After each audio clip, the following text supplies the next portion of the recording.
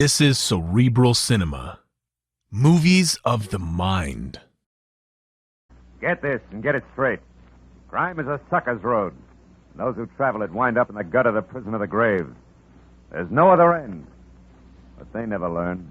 From the pen of Raymond Chandler, outstanding author of crime fiction, comes his most famous character in The Adventures of Philip Marlowe.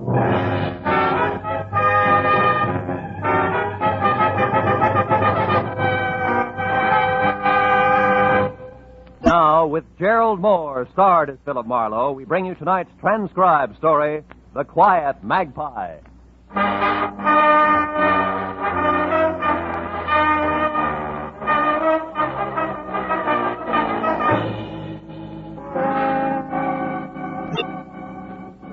That's a lie! A deliberate, dirty lie! Counsel, will you restrain the defendant, Mr. Calloway, from making another such outburst?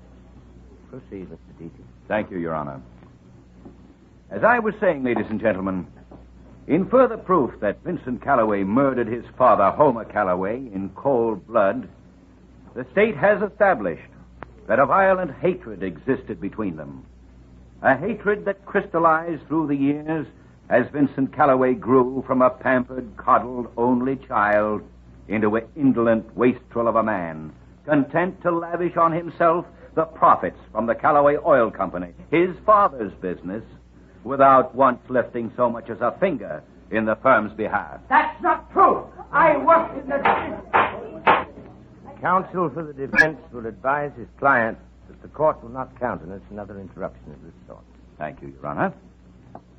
A hatred, ladies and gentlemen, that reached explosive proportions when Vincent Calloway recently took as his bride an ex-showgirl. A woman with a long and tarnished history of flagrant fortune hunting. A woman whom he flaunted in the face of his father's expressed wishes and deep desires to the contrary. Further, the state has proved that just 2 days prior to his murder, Homer Calloway had decided definitely to change his will. Why? Why, other than to eliminate his son from its benefit? The court requests that the prosecution confine itself to the facts. Continue, Mr. Deity. Very well, Your Honor. The facts are eloquent enough. Homer Calloway was murdered before his desired changes in his will could be executed. Next, we learned that on the night of the murder, a desperate effort was made by the killer to cloud the real circumstances of the crime by setting the scene to look as though Homer Calloway had surprised a common thief, robbing his private office. This clumsy attempt was at once proved by police officers to be completely faked. The motive was robbery, all right, but on a grand scale. Now, ladies and gentlemen, let us proceed to tighten this web of proof around Mr. Vincent Calloway. Let us show beyond any doubt that it was he. There was no doubt about it. Vincent Calloway was losing the fight for his life. Deity, the crisp, tab-colored assistant DA, was cutting him to ribbons. When they called Felix Lohman to the stand, I turned around and took a good look. Because it was Felix Lohman who had telephoned me earlier and hired me to come to the trial and be on hand when he testified. He was a tired little man with a jaded cherub face who got up and walked unsteadily down the aisle to the bailiff's table. He acted like a man on the verge of collapse. Are you all right, Mr. Lohman? Yes. Yes, I believe so. Raise your right hand. Do you solemnly swear the testimony you're about to give to be the truth, the whole truth, and nothing but the truth, so help you God? I do. State your name. Felix Lohman. Please stand.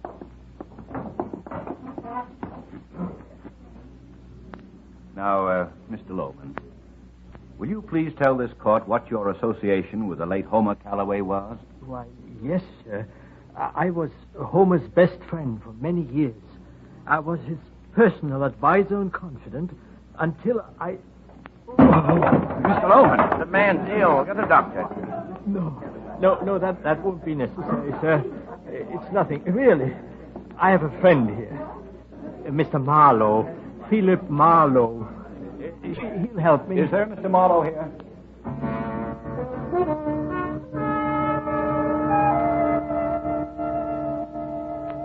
That's the way it played. My client was helped to his feet, and as I half carried him out of the room, I heard the judge adjourning court for the day. All the way down to my car, Felix Loman stayed as limp as a damp bedsheet. But the minute we drove away, he began a recovery that couldn't be credited to the fresh air alone. When we got a few blocks west on Butcher Boulevard, a smile spread over his Cupid-doll face like warm syrup over a waffle. That's a good restaurant. Pull in there, Marlowe. All right? I feel like a piece of pie. Now, look, Mr. Loman, not 10 minutes ago you were dropping dead in a courtroom. Now you feel like a piece of pie. What is this? Come on, let's go inside where we can talk. All right.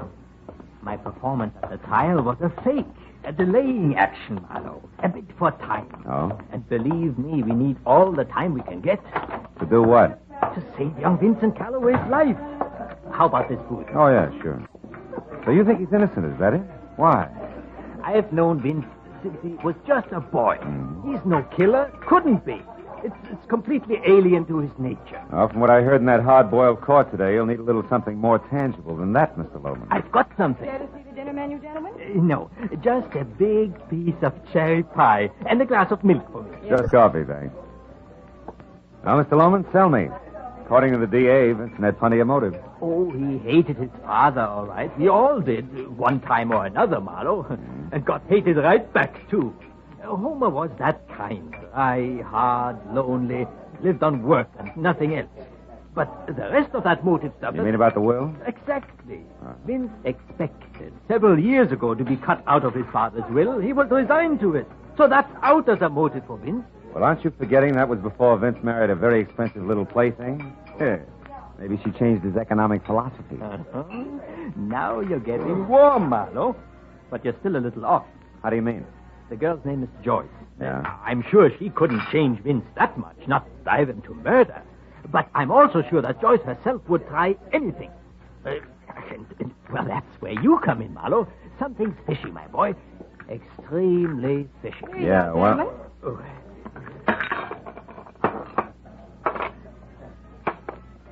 That's fine, thank you. Now, tell me, what's fishy, Felix? Are you trying to say you think Joyce is a killer?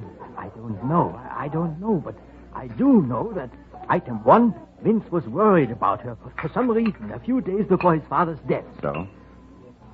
So, when this mess broke, I checked up on her myself. Followed her home a few times. That's at 2313 North Ogden. And item two, I saw a man hanging around the place. A fellow with two gold teeth right in front. And dark, 5 o'clock shadow, kind of whiskers. I followed him once. Know where Angel's Flight is? Sure. That's where I lost him. But I learned that his name is Stoner. Stoner, huh? What about item 3? Blackmail. I don't know how or where, Marlowe, but it's there. Oh. And Vincent's caught in the middle, and good and tight. Yes. We've got to find out about this fast. I wish I could go along, but Joyce knows me too well, and that Stoner has spotted me also, I'm afraid. So I guess it's up to you. Okay, I'll get started. I can reach you where? Home. Gladstone 3962. 3962. And Marlowe, I'm just an old fuddy-duddy. But that boy Vince means a lot to me. And time is awfully short. Give us your best, will you?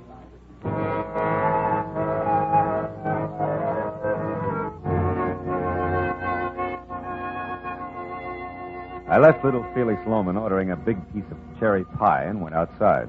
It was almost dark. I decided to try Joyce Calloway on the North Ogden Drive sector first. I finally located number 2313, which was neatly hidden in a series of obtuse redwood angles surrounding the rose-tinted glass front door to an extravagant duplex. I was about to push the buzzer when the door closed at the side of the house. So instead, I stepped back into a dense clump of handy landscaping and waited. It was a man. And enough light filtered along the walk from the street lamp to show his heavy dark beard even after a fresh shave. The light also glittered off a pair of gold teeth front and center that he whistled through as he passed. Whatever had happened inside obviously hadn't worried Mr. Stoner much. But it began to worry me. I decided to take my chances on picking him up later. After he'd gone, I went up to the door again, and the girl who walked through the entrance hall and taught me looked as soft and as glossy as a well-brushed kitten. Maybe it was her yellow shoulder-length hair or the flowing folds of the black velvet hostess gown. In either case, it was even better with the rose-colored glass door out of the way and the unmistakable scent of taboo in its place. Yes. What do you want? You're Joyce Calloway? That's right. I'm Marlowe, Mrs. Calloway, Phil Marlowe. I'd like to come in and talk to you a minute about your husband. Vince? What about him? Well, it'll keep long enough for us to go inside, huh? Well, all right. Come on in.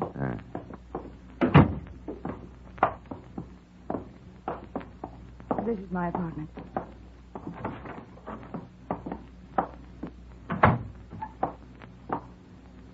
Now, what is it?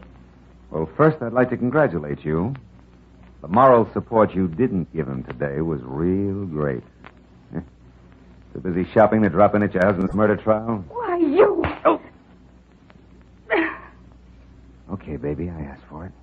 I didn't go because Vince said that he didn't want me to. Now get out. And the next time your lousy district attorney's office wants to find out something, you can tell him... Just a minute. I'm not from the DA. I'm strictly freelance. At the moment, I'm interested in a small matter of blackmail and how a man named Stoner ties in. I don't know what you're talking about. You'd better get out of here. Now, listen, baby. I'm tired and it's late. I want to know about Stoner. I don't know any Stoner. Okay, let's make it easy. He's a bird with a heavy beard and 2 gold choppers, and I just saw him leave by your side door about 5 minutes ago. Does that help? You're crazy. There's been nobody else in here tonight. Now, get out of here. Sure. You know, Joyce, you're either awfully dumb or awfully scared. I don't know which. But neither one is going to pay off for you. I promise.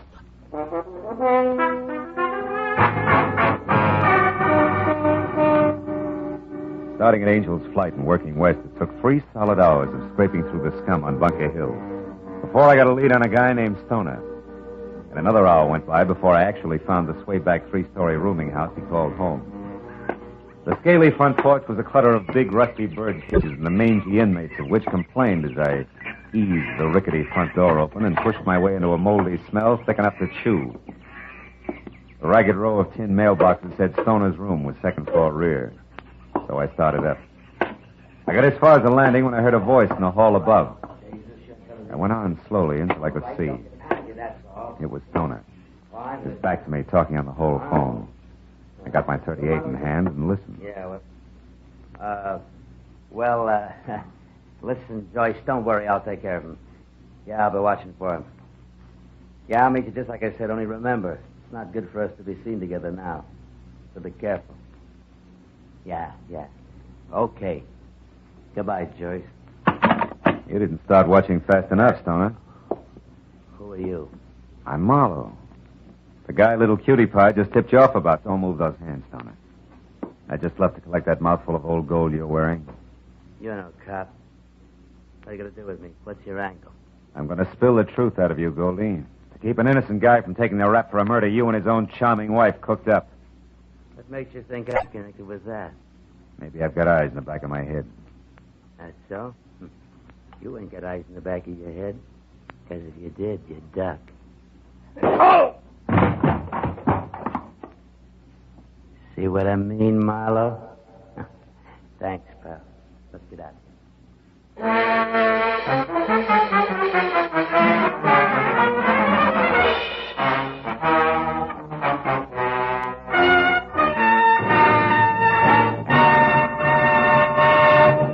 In just a moment, the second act of Philip Marlowe. But first, although the intention of the entire world is now focused on the critical situation in the Far East, there are still tragic remnants of another war in Europe.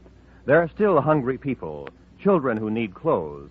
There is still sickness and the ever-present misery and poverty. Now as before, it is your job to help these people. Help them through your generosity, through care. One $10 care package can feed and clothe an entire family in France, in Italy, in Germany. Send hope to these destitute peoples of Europe by showing you care through care. Now with our star, Gerald Moore, the second act of Philip Marlowe, and tonight's story, The Quiet Magpie.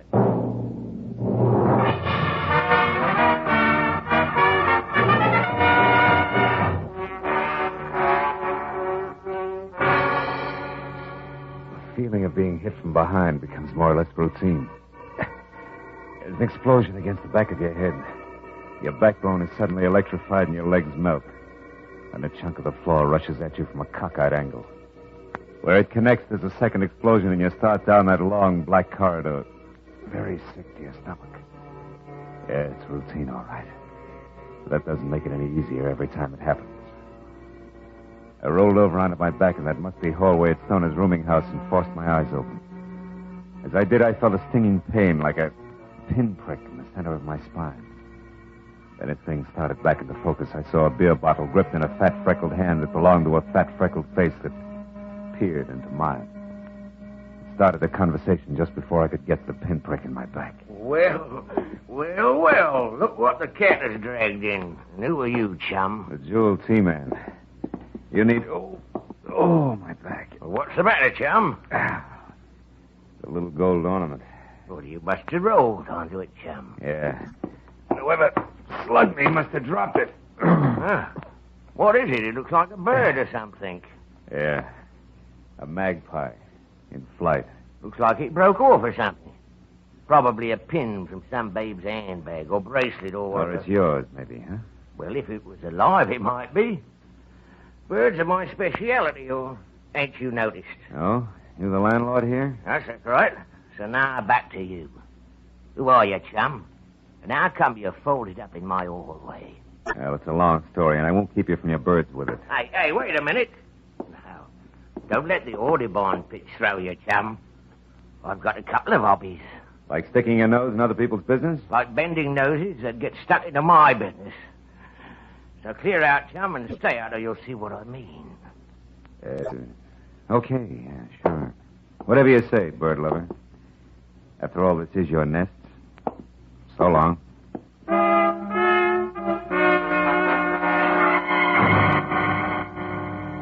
I figured it would play smoother if I left my tail between my legs and waited for him to return to his birds and beer. So outside, I let 10 precious minutes go by before I made my move. Then it was around to the back up a lopsided, rusted fire escape and in through an open window to Stoner's room. There I hoped something would tell me where he was going to meet Joyce Calloway. But after wasting another 10 minutes, it turned up nothing more than the two words Gate L scribbled on the back of an old envelope, which could have meant airport, train station, or bus depot if they meant anything. I went for the hall phone I'd overheard Stoner use and put through a call to my client, Felix Lohman, to bring him up to date. Marlowe, this is splendid. Why, from what you say, Vincent Calloway is practically a free man. Now, so I understand. Stoner and Joyce Calloway were going to blackmail Vincent, kill Vincent's father, so that Vincent would inherit a fortune, and thus be a more profitable target for blackmail. Is that it? Yeah, more or less, with, of course, everything backfiring when Vincent was arrested for the murder. But look, Mr. Lohman, we'll add and subtract later, huh? Right now, we got to catch up to him. Yes, but where? You said Stoner got away. Yeah, that he was heading for a meeting with Joyce Calloway. See, I got one thing to go on. I found the words Gate L scribbled on an envelope. You have any idea if it would mean a train depot or a bus? Gate L? Yeah. Marlowe, is that what you said, Gate L? Yeah. Does it mean anything to you? Of course, Gate L, Marlowe. This is at the oil refinery, the side entrance on Lafayette Street. Holy smoke. Say, Lohman, what's the address of that place? It's East L.A., isn't it? Yes, 1100 South Cooper between Kendall and Lafayette Streets. Covers the square block. Uh-huh. Now, look, Lohman, do you have a gun there in your place, I mean? A gun? Yeah. Why yes, I do, Marlowe. Well, good. Get it and go over to the refinery right away. I may need someone who knows the inside, the names and numbers of all doors, windows, and pipes. You got that? Yes, but why not the police? Because they come with bells on. We can't take a chance. All right, just as you say. I'll be waiting for you. Good. I'm closer than you are there at Angel Flight. Goodbye, Marlowe, and a million thanks for what you've done already. Why, without you... Yeah, we'll talk about it later, Mr. Lohman. Goodbye. And for me, hello. Oh, fine. Now, don't move an inch, chum. We'll get this beer served, bottle and all. Now, Nosy, what made you come back? Buried treasure. You see, it's up here, I know. One of your little birds Now, told me. shut up. Remember, smart bloke, you're an housebreaker. And anything I do to you is okay with the law. Now, what's with you and Stoner? Why, do you keep a diary? Now, a neat bank balance. And all of it comes from cutting in on the right thing at the right time. So once more, chum, what's with you and Stoner?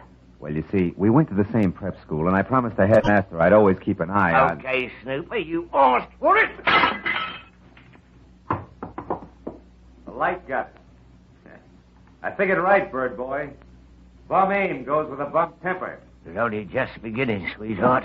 It's black in here like a pit. When I get my hands on you, you're going to be sorry. You hear that?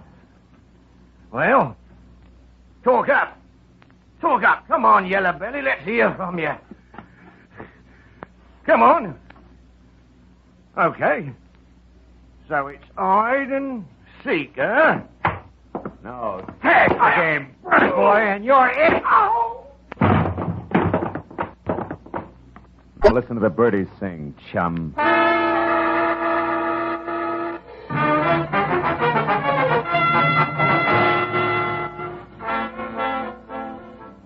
was a 20-minute drive from Angel's Flight to the Calloway Oil Refinery in East L.A. and all the way through the wide, deserted streets that the city's heavy industries called home.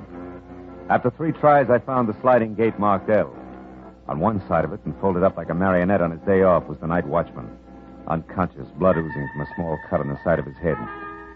And inside, thousands of square feet of pavement dotted with a dozen different kinds of massive black metal oil tanks that were ringed with fat pipes and skinny ladders. And in the pale glow of a half moon looked like the kind of distorted stuff bad dreams are made of. I slipped my .38 out of its shoulder holster, moved into the narrow shadow of a long, low building, and slid a careful step at a time toward a center structure. It was shaped like a giant fishbowl on stilts. And then I heard it. It had come from someplace just under the fishbowl. And as I ran toward it, I was ready for what would be left of Felix Lohman.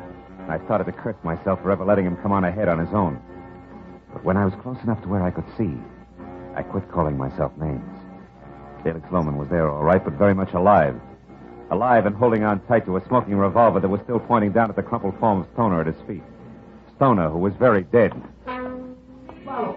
Marlowe! She's up there! She has a gun, Marlowe! Look, up on that platform behind those pipes! Hold it, Lohman. Get down. But, Marlowe, you must... Get down. She's got cover up there. We haven't. I don't care. You rotten, scheming woman! You are going to pay for all this!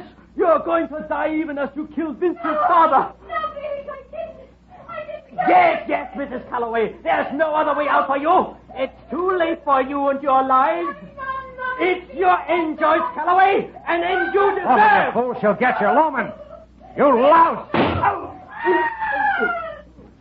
My shoulder. It'll be your life, Lohman, if you don't drop that gun. Well, dear client, what's your answer? Do you drop it or do I shoot again? No. I'll drop it. I'll do as you say. Okay, Joyce, come on down. Get a good look at your husband's benefactor, who incidentally murdered Homer Calloway, murdered his accomplice Stoner here, and tried to murder you. My shoulder. You know, for a smart guy, you're pretty stupid, Lohman. You should take better care of your cufflinks. That gold Magpie shines in the moonlight, especially when you extend your arm to shoot people. Marlowe. Here, Lohman's the mate, the one that broke off in the hallway at Stoner's place. That much of you can still be patched up.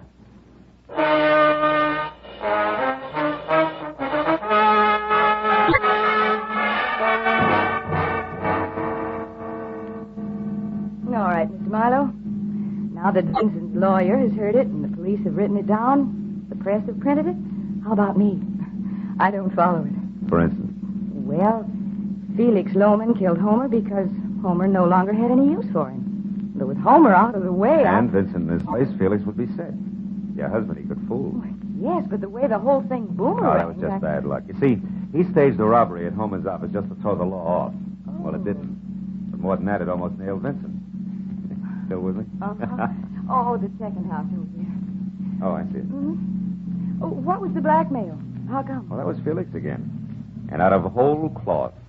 You see, if Vincent lost his trial, Felix lost everything he killed for. So using Stoner, he had me playing follow the leader. Like Stoner pretending to have just left my place when you arrived. That's right. Oh. That and Stoner setting everything up nice and neat. You see, he was on the phone all right, but when he knew that I was there, he pulled a switch. And very carefully planted the name Joyce. He did? Uh-huh. And last of all, Stoner being killed by Felix, who no longer had any use for him and had a lot of reasons to fear him, in what was supposed to be self-defense. Get it? Get it. Ah. He gives you a little to go on and then a lot more each time you get there. Yeah. At the right moment, he brings you in with a phone call that tells you to come at once to the refinery. Oh. If you want to help Vincent. Ooh, how close I came. Yeah. Well, thank you, Mr. Marlowe. Correction. Like Mr. Magpie. He told me that Felix was the one who dropped me in the hallway at Stoner's, remember? Oh, yes. That made adding the rest easy. Yes, but how fast you add when it counts. Well, good night, Mr. Marlowe. Thanks again.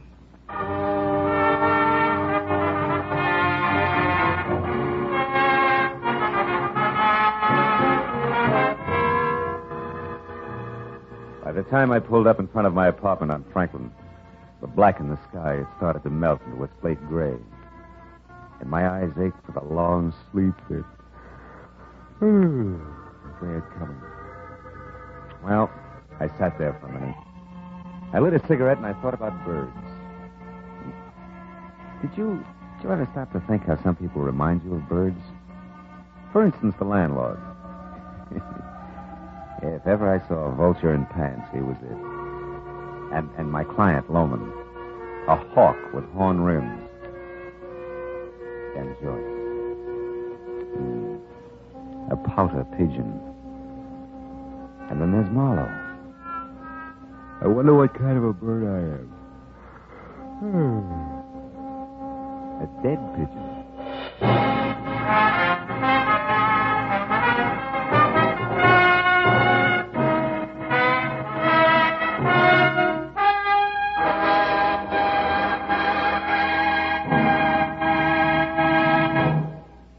The Adventures of Philip Marlowe, bringing you Raymond Chandler's most famous character, star Gerald Moore, are produced and directed by Norman MacDonald and written for radio by Robert Mitchell and Gene Levitt. Featured in the transcribed cast were Harold Deerenforth, Lynn Allen, Wilms Herbert, Charles Lung, Bill Johnstone, and Ralph Moody. The special music is composed and conducted by Richard Arant. Be sure and be with us again next week when Philip Marlowe says... This time, an eager young kid took a beating in an alley. A lobster face began to boil, and a pair of month-old corpses got together. All because a woman in a dark tunnel kept a secret that didn't belong to her.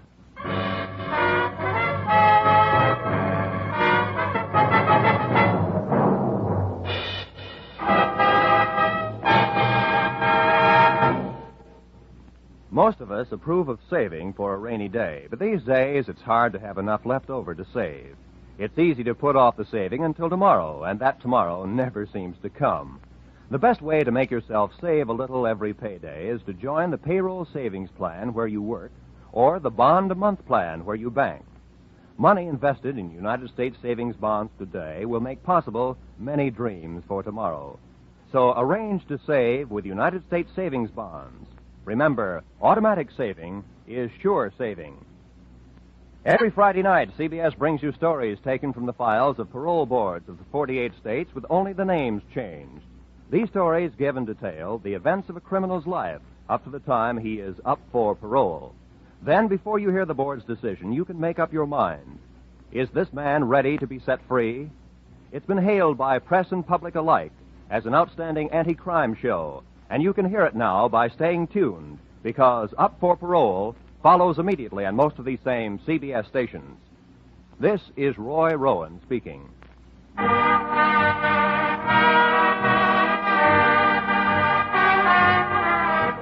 This is CBS, where you find songs for sale every Friday night, the Columbia Broadcasting System.